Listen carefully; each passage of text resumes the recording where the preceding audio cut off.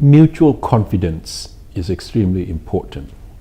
Common interests of all ASEAN, that is, we should keep peace, we should keep security among ourselves, because we need to build confidence for others from outside to come in and do business with us, invest in us, and to make sure that we can continue to play a constructive role as a group.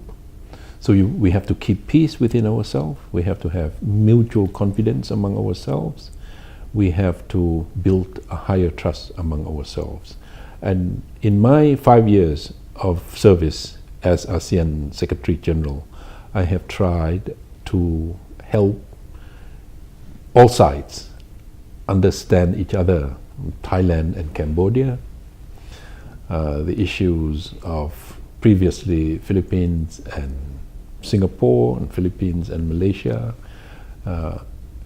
try to get them to think in the larger picture, larger interests of the entire region, rather than just national interests, rather than just a bilateral issue. Think of it as a larger issue for ASEAN, and we have to be able to make some concessions for the larger interests of the community of ASEAN. I think that is becoming more and more evident within ASEAN. The spirit of ASEAN is important.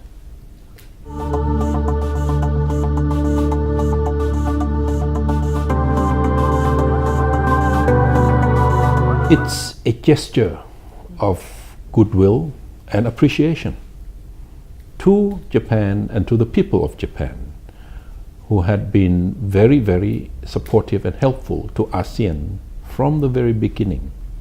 Japan is ASEAN's longest dialogue partner.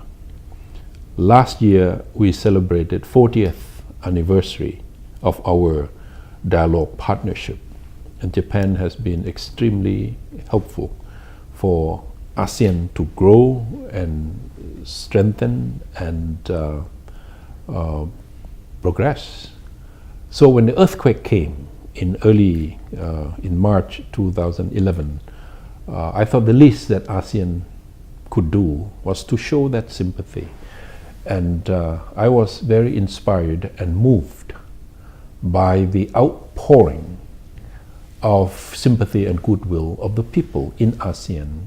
In many cases, individual contributions were more than government official help or assistance to the people of Sendai, people of Ishinomaki. So I was very moved, and I thought the least we could do is to show that in the name of ASEAN. We brought a movie star from Thailand, to sing and to dance. We brought dancers, we brought musicians to help. And then we cooked hot meals. It was to show our appreciation to what Japan and the Japanese people have done for us.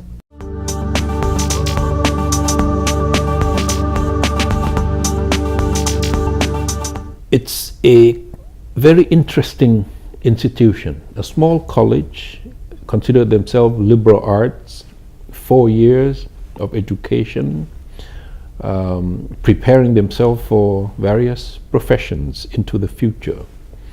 Rather isolated, but international.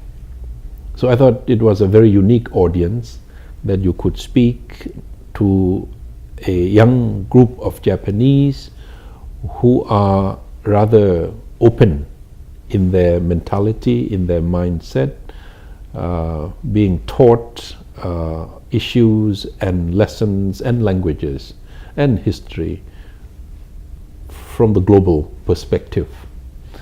So I think they were rather delighted to have an opportunity to interact with my background, people of my background, with rather extended international connectivity and exposure and experiences.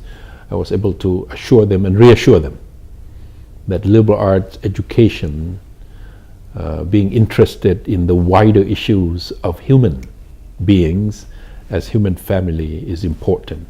that you don't go straight into the profession but be very narrow. The world in the future is going to require all of us to be more tolerant, broader in our perspective, and be prepared for the diversity in the world, in the international community.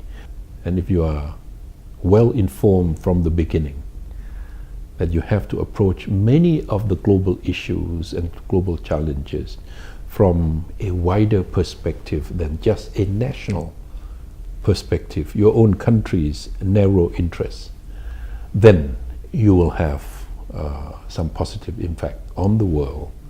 And I think they are very well prepared for their future.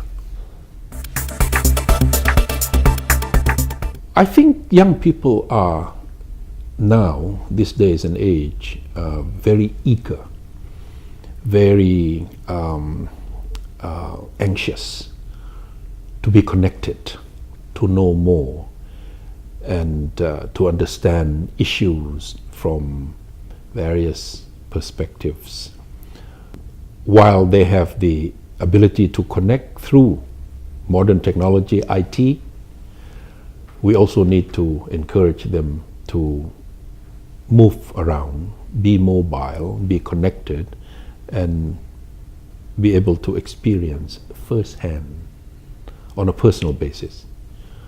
So we use the modern technology to connect, to increase their curiosity, to increase their knowledge, their information, but they have to go one step further, and that is to actually move and live in different cultures in order to appreciate the diversity of the human family more. And I see this in the younger generation all across the world, Japanese or Thai, but they need the guidance, they need the advice, they need the reassurance that they should not be satisfied, be content with their own narrow national interests or communal interests or cultural framework that they grow up in, but open up and expand their perspective, their mindset, so that in the future they can live together, they can work together, because the world is getting very small. The world is getting crowded. Without mutual respect, mutual understanding, and mutual trusts and tolerance for the diversity, for the differences that we have between us, it's going to be difficult to keep peace, security, and stability that we need.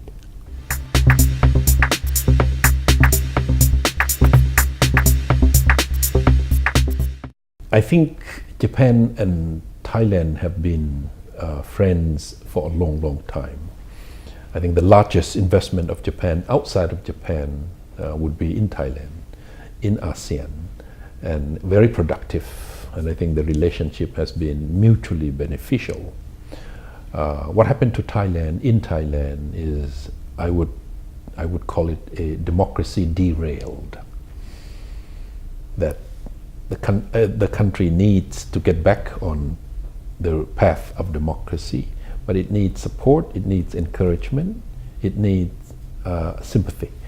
And then the question to all of us would be, how do we make sure that a form of democracy that we want to see in every country around the world is more than just the form, more than just the institutions, more than just the framework, the constitution, political parties, parliament.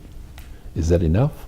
Or we want substantive democratic tradition or democratic politics, the rule of law, the equality, the responsibility, the participation, the transparency, check and balance. All these things have to be instituted. It would take a lot of living experiences, a lot of exchange, a lot of learning, a lot of learning through mistakes And I think that's what Thailand is going through. It will remain friendly, it will remain open, it will remain productive, but it needs time to find its new balance.